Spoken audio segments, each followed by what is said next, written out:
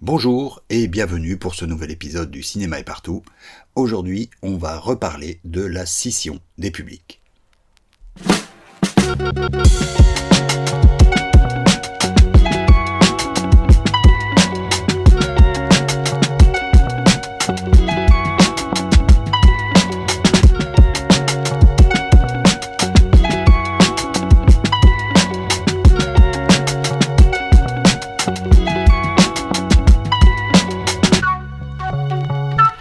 Ce mercredi 22 janvier sortait dans les salles belges le film Maldoror de Fabrice Duez. Le film a fait le trajet promotionnel somme toute classique entre première dans un festival prestigieux, Venise dans ce cas-ci, tournée presse avec le réalisateur et l'acteur principal et circuit d'avant-première. Avec un retour critique relativement satisfaisant autant en Belgique qu'en France. Mais derrière ces retours critiques presque unanimes pour reconnaître autant les qualités que les défauts cinématographiques du film, un autre type de discours est bien vite venu se joindre à la danse. Le discours de la morale. Cela a commencé par l'une de ces émissions de radio censées recueillir les réactions du grand public qui a jugé bon de faire une émission sur « Fallait-il faire un film sur l'affaire Dutroux ?» Car oui, si vous ne le saviez pas, Maldoror est librement inspiré par le scandale judiciaire qui a secoué la Belgique il y a 30 ans de cela. Ensuite, le mercredi 22, jour de la sortie du film, c'est au tour du critique star de la RTBF, peut-être le plus écouté de Belgique francophone, d'étrier le film pour les libertés qu'il prend avec l'affaire réelle, l'accusant d'accréditer des thèses complotistes. Enfin, le vendredi 24, juste avant le premier week-end d'exploitation du film, week-end décisif pour la carrière d'un film, comme chacun le sait, le journal Le Soir publie un article assez hallucinant titré « Si vous voulez comprendre l'affaire Dutroux, n'allez pas voir ce film ». L'auteur de cette sanction, de cette injonction à ne pas aller voir un film belge, un avocat.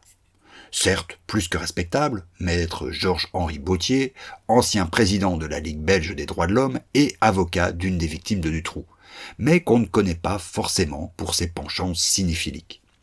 La signataire de l'article, elle-même spécialisée dans la rubrique judiciaire, a jugé bon d'emmener l'avocat et une journaliste de RTL TVI ayant couvert l'affaire pour nous donner leur avis éclairé sur un film dont l'affiche mentionne pourtant en toutes lettres librement inspiré de l'affaire Dutroux. Et on a droit à un festival digne de ces vidéos React sur YouTube où on ne trouve rien de mieux que de demander à un ancien agent des forces spéciales de critiquer le réalisme de John Wick ou à un ancien mafioso de critiquer un film de Scorsese. On a ainsi droit à cette remarque, à propos d'une scène qui place les enjeux émotionnels du héros, pourquoi se perdre ainsi au lieu d'utiliser ce temps à parler de ce qui est un élément phare du dossier Dutroux? Ou encore, il y avait des éléments objectifs que le scénariste aurait pu utiliser, il n'y avait pas besoin d'inventer et de semer la confusion. Ou encore, cette phrase d'un autre avocat, anonyme, qui a refusé d'aller voir et de commenter ce film parce que, je cite, « les gens ne font généralement pas ensuite la démarche de s'informer sur ce qui était vrai et ce qui est fictif ». Bien sûr, on pourrait accueillir tout cela d'un haussement d'épaule, ce genre de réaction est vieille comme le cinéma. Hitchcock se moquait déjà longuement des obsessions des vraisemblants lors de ses échanges avec Truffaut. Mais tout de même, on ne peut pas s'empêcher de s'interroger. Si les faits sont sacro-saints, ne faut-il pas aussi étrier, je ne sais pas moi, La Zone d'intérêt, Inglourious Basterds ou Napoléon? Si la fiction autour des affaires judiciaires est aussi délicate, pourquoi les films de Joachim Lafosse, qui eux aussi s'inspirent tout aussi librement d'affaires judiciaires comme l'affaire Victor Issel ou l'affaire Geneviève Lhermitte, ne reçoivent pas le même traitement? En fait, ce qui se passe avec Maldoror a, à mon avis, plus à voir avec ce qui s'est passé l'année dernière au BIF, autour du film Love Lies Bleeding, qu'avec la question de faire, ou non, un film librement inspiré d'une affaire judiciaire, aussi traumatisante soit-elle. Le problème de Maldoror, c'est que c'est un film de genre, qu'il cherche à s'adresser à un large public, et pas qu'aux spectateurs du circuit art-essai. Ce qui s'entend derrière tous ces discours, c'est qu'un certain public, évidemment le public populaire, n'aurait pas le bagage culturel pour comprendre que ce film ne raconte pas les faits réels. On me rétorquera que les émissions radio grand public ont elles aussi fait cette hypothèse et que les réactions des auditeurs tendraient à l'accréditer.